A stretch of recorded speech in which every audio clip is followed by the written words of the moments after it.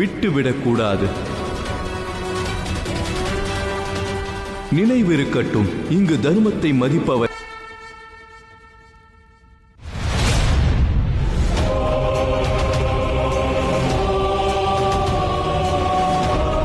பிறகு அனைத்தும் நலமாகிவிடும். எவர் எந்த இடத்திற்கு உரியவரோ அவருக்கு அந்த இடம் நிச்சயம் கிடைக்கும்.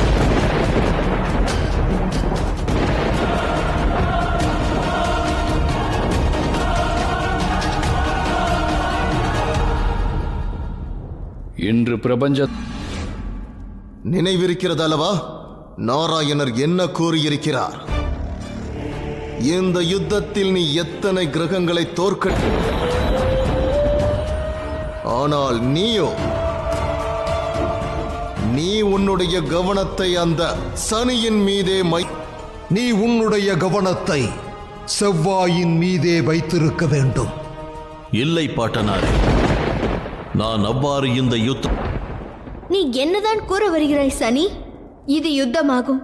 நீ இந்த யுத்தத்தை எவ்வாறு எதிர்கொள்ளப் போகிறாய் சனி? எந்த விதியும் இல்லை.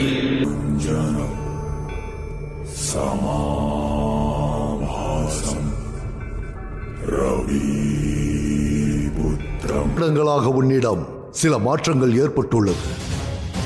ஆனால் இது கருத்து வேறுபாடுகளை பற்றி சிந்தித்துக் கொண்டிருக்கும் காலம் அல்ல சனி. மாறாக இயல்பாகவே நான் உள்ளேன். எனது மார்க்கம் ஒன்றுதான். அங்கு எப்பொழுதும் கர்மமே முதலில் நிற்கும், வேறு ஒன்றும். சனி எங்கே? ஒருவேளை யுத்தத்தை பற்றி அவனுடைய முடிவை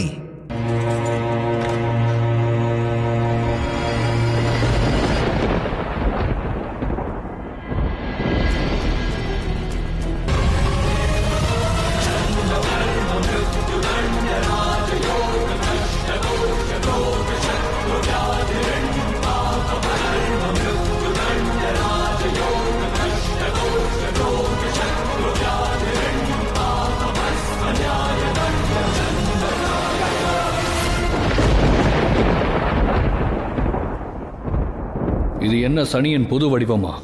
இது சனியின் மிக பயங்கர. இந்த சங்கோலியுடன் பிரபஞ்சத்தின் மிகப்பெரிய யுத்தம்.